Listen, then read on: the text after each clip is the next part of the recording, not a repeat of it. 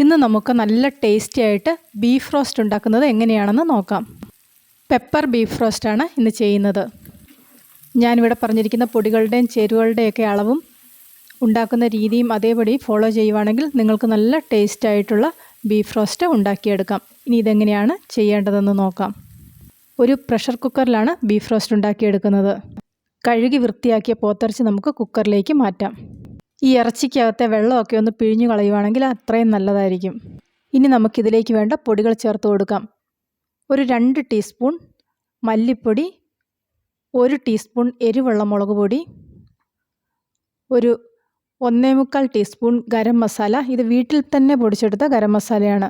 1/2 teaspoon കുരുമുളക് പൊടി, 3/4 teaspoon മഞ്ഞൾപ്പൊടി, ആവശ്യത്തിന് ഉപ്പ് ഇവ ചേർത്ത് കൊടുക്കാം. ബീഫ് ആദ്യം തന്നെ വേവിച്ചെടുക്കുമ്പോൾ ഒരുപാട് മസാലകൾ ചേർത്ത് കൊടുക്കേണ്ട ആവശ്യമില്ല. വളരെ കുറച്ച് മസാല മാത്രം ചേർത്ത് കൊടുത്താൽ മതി.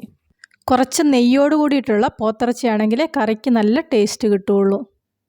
അടുത്തതായിട്ട് ഇതിലേക്ക് ചേർത്ത് കൊടുക്കുന്നത് 1.5 ടേബിൾ സ്പൂൺ ഇഞ്ചി ചെറുതായിട്ട് അരിഞ്ഞതും 5-8 അല്ലി വെളുത്തുള്ളി ചെറുതായിട്ട് അരിഞ്ഞതുമാണ്. ഇതും കൂടെ ചേർത്ത് നന്നായിട്ടൊന്ന് ഇളക്കി യോജിപ്പിച്ചതിന് ശേഷം ഇത് അടുപ്പത്ത് വയ്ക്കാം. ഈ സമയത്ത് ഇതിലേക്ക് കുറച്ച് കറിവേപ്പിലയും കൂടെ ചേർത്ത് കൊടുക്കാം. ഇനി ഇത് അടുപ്പത്ത് വെച്ചതിന് ശേഷം ഒരു 5 മിനിറ്റ് അടച്ചു വെക്കുന്നില്ല. ഹൈ ഫ്ലെയിമിലിട്ട് ഇടയ്ക്കൊന്ന് ഇളക്കി കൊടുക്കാം. ഈ ഇറച്ചിക്കകത്തെ കുറച്ച് വെള്ളം ഒന്ന് വറ്റി കിട്ടുന്നതിന് വേണ്ടിയിട്ടാണ് ഇതുപോലെ ചെയ്യുന്നത്. അല്ലെങ്കിൽ അവസാനം ഇറച്ചി വെന്ത് വരുന്ന സമയത്ത് കുക്കറിൽ ഒരുപാട് വെള്ളമായിട്ട് വരും. അത് വറ്റിച്ചെടുക്കുന്നതിന് കുറച്ച് ബുദ്ധിമുട്ടാണ്.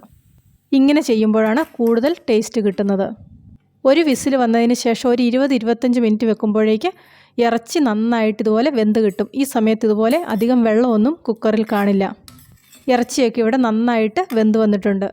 ഇനി നമുക്കിതൊന്ന് റോസ്റ്റ് ചെയ്തെടുക്കാം. അതിന് വേണ്ടിയിട്ടൊരു കടായിയിലേക്ക് കുറച്ച് വെളിച്ചെണ്ണ ഒഴിച്ചു കൊടുത്തിട്ടുണ്ട്. വെളിച്ചെണ്ണ നന്നായിട്ട് ചൂടായി വരുമ്പോൾ ഒരു സവോള ചെറുതായിട്ട് അരിഞ്ഞതും കുറച്ച് ഉപ്പും കൂടെ ചേർത്ത് കൊടുക്കാം. സവോളയ്ക്ക് പകരമായിട്ട് ചെറിയുള്ളി ചേർത്ത് കൊടുക്കുകയാണെങ്കിൽ ഒന്നും കൂടെ ടേസ്റ്റ് കൂടുതൽ കിട്ടും. സവോള ഒരു 2 മിനിറ്റ് ഇളക്കി കൊടുത്തതിന് ശേഷം കുറച്ച് ഇഞ്ചി ചെറുതായിട്ട് അരിഞ്ഞതും വെളുത്തുള്ളി ചെറുതായിട്ട് അരിഞ്ഞതും കുറച്ച് കറിവേപ്പിലയും കുറച്ച് തേങ്ങാക്കൊത്തും കൂടെ ചേർത്ത് കൊടുക്കുന്നുണ്ട്. ഇതുപോലെ റോസ്റ്റ് ചെയ്യുമ്പോൾ ഒരു കാര്യം ശ്രദ്ധിക്കണം. എണ്ണ ചൂടായി കഴിഞ്ഞ ഉടനെ തന്നെ ഇഞ്ചിയും വെളുത്തുള്ളിയും ചേർത്ത് കൊടുക്കരുത്. ഇഞ്ചിയും വെളുത്തുള്ളിയും ആദ്യം തന്നെ ചേർത്ത് കൊടുത്തിട്ടുണ്ടെങ്കിൽ ആ ഇഞ്ചിയുടെയും വെളുത്തുള്ളിയുടെയൊക്കെ ആ ഫ്ലേവർ നഷ്ടപ്പെടും. ഇഞ്ചിയും വെളുത്തുള്ളിയൊക്കെ പെട്ടെന്നങ്ങ് കരിഞ്ഞു പോകും. അതുകൊണ്ട് ഈ ഒരു രീതിയിൽ വേണം ഇട്ട് കൊടുക്കാൻ. ഇവിടെ ഇപ്പോൾ സവോളയുടെ കളറൊക്കെ മാറി വന്നിട്ടുണ്ട്. ഇനി നമുക്കിതിലേക്ക് കുറച്ച് പൊടികൾ കൂടെ ചേർത്ത് കൊടുക്കാം. 3 ചെറിയ സ്പൂൺ മല്ലിപ്പൊടി, ഒരു 1/2 ടീസ്പൂൺ മഞ്ഞൾപ്പൊടി. ഇത് കാശ്മീരി ചില്ലി പൗഡറാണ്. 1 ടീസ്പൂൺ കാശ്മീരി ചില്ലി പൗഡർ ചേർത്ത് കൊടുക്കുന്നുണ്ട്. അടുത്തതായിട്ട് ചേർത്ത് കൊടുക്കുന്നത് ഗരം മസാല. ഇത് ഗ്രാമ്പൂ, ഏലക്ക, കറുവാപ്പട്ട, പെരിഞ്ജീരകം ഇത്രയും കൂടെ കൂട്ടി വീട്ടിൽ തന്നെ പൊടിച്ചെടുത്ത ഗരം മസാലയാണ്. ചേർത്തിരിക്കുന്ന പൊടികളുടെ ആ പച്ചമണം ഒന്ന് മാറുന്നത് വരെ ഒന്ന് ഇളക്കി കൊടുക്കാം. അതിന് ശേഷം വേണം ഇതിലേക്ക് ഇറച്ചി ചേർത്ത് കൊടുക്കാൻ. ഇവിടെ ഇപ്പോൾ പൊടികളുടെയൊക്കെ പച്ചമണമൊക്കെ ഒന്ന് മാറി പൊടികളൊക്കെ ഒന്ന് മൂത്ത് വന്നിട്ടുണ്ട്. ഇനി ഇതിലേക്ക് വേവിച്ച് വെച്ചിരിക്കുന്ന ഇറച്ചി ചേർത്ത് കൊടുക്കാം. ഇവിടെ പറഞ്ഞിരിക്കുന്ന മെത്തേഡിൽ ഇറച്ചി വേവിച്ചെടുക്കുകയാണെങ്കിൽ നമുക്ക് വളരെ എളുപ്പത്തിൽ കുറഞ്ഞ സമയം കൊണ്ട് ഇറച്ചി റോസ്റ്റ് ചെയ്തെടുക്കാം. ബീഫ് ചേർത്ത് കൊടുത്തതിന് ശേഷം ഹൈ ഫ്ലെയിമിലിട്ട് കുറച്ച് സമയം ഒന്ന് ഇളക്കി കൊടുക്കാം.